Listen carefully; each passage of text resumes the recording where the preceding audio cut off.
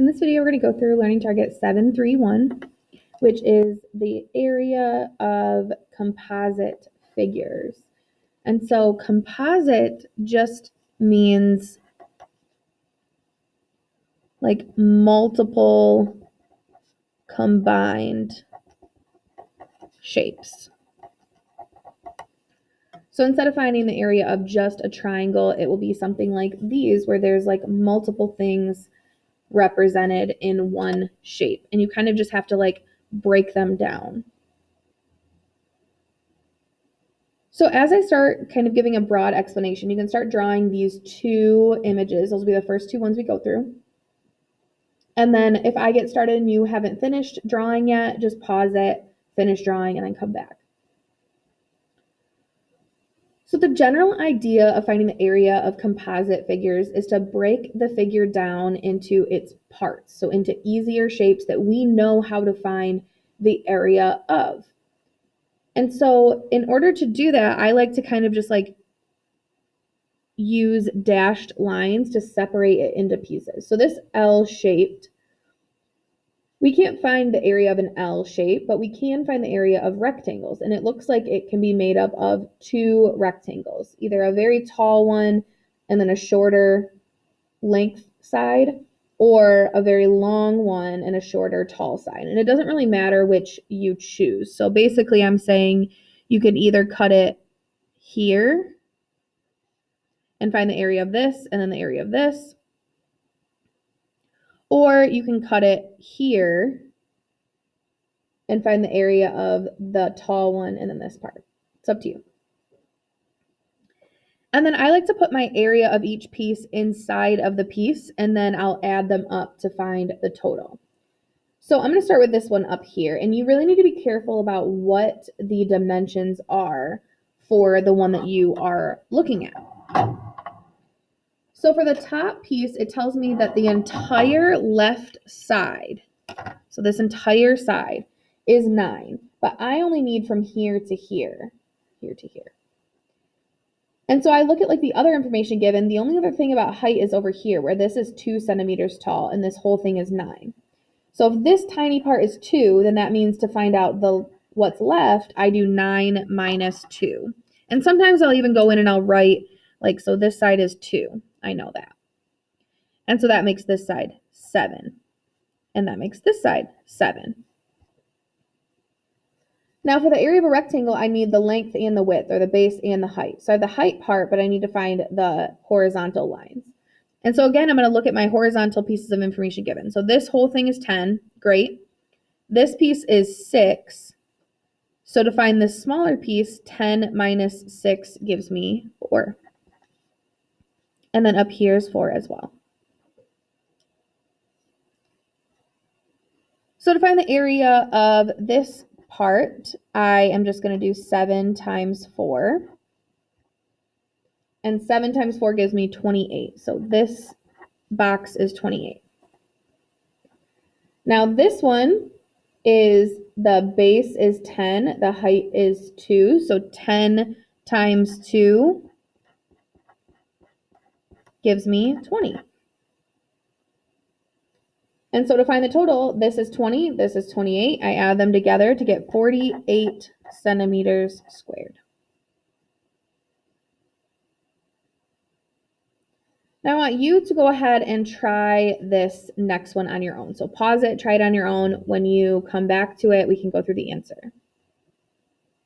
So for this one, I cut it like horizontally, but you could have also cut it vertically here, and you should get the same answer either way.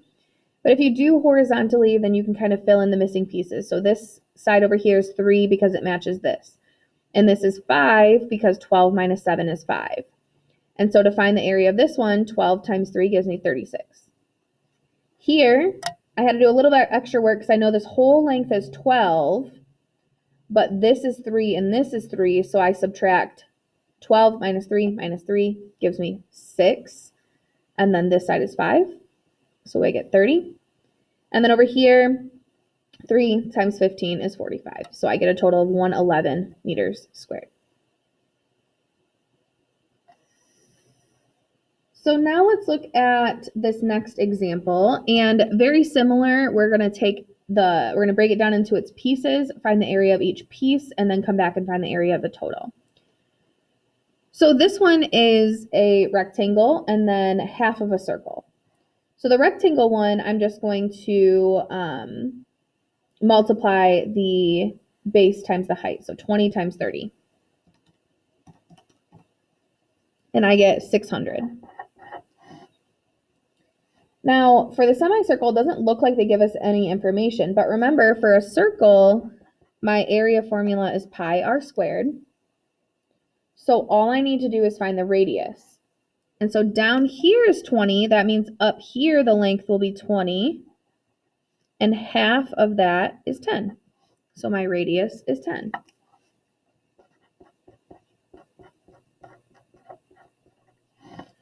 Now, this would be the area formula if this was a full circle. But it's not. It's cut in half. So I'm going to cut mine in half. You can wait and do the half part at the end, but I like to just do it here so I don't forget. So if it's a full circle, you do pi r squared. If it's half a circle, you're going to divide it by 2. If it's a fourth of a circle, so let's say like only that part was showing, then you would divide it by 4. So typing this in, you can type it exactly as it's written. So we have pi, parentheses 10 squared, divide that by 2, and you get 157.1.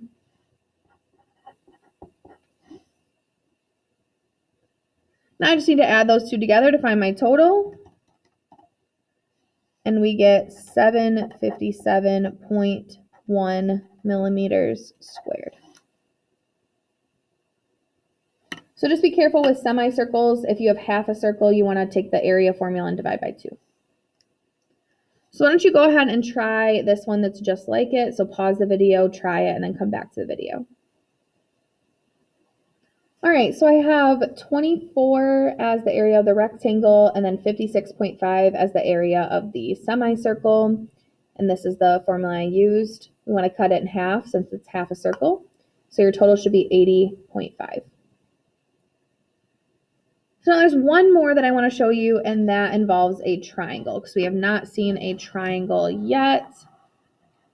And so this one, we want to break it into its pieces. So I see if I just go like this, I have an easy rectangle to deal with, and then I have a right triangle. So my rectangle, I just do 110 times 140. Make sure you don't use 180 as the base because if you notice, 180 goes all the way across. But for this rectangle, we only want this length and this height. So 110 times 140. We get 15,400.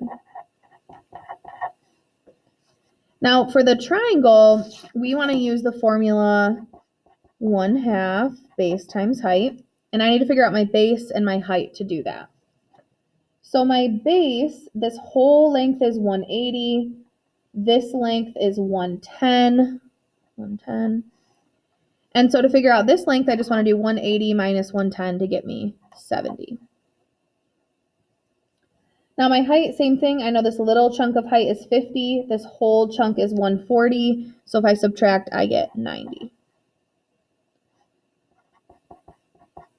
And so I can go ahead and put those into my formula and type that in exactly as it is, or use 0.5 instead of 1/2 to get 3150. If we add those together, we get 18,550 centimeters squared. So for triangles, just make sure you do 1/2 base times height. The most complicated part of these composite figures is just identifying like which pieces are which length. So you got to be really careful about not using 180 as the base because 110 is really the length that we want, things like that.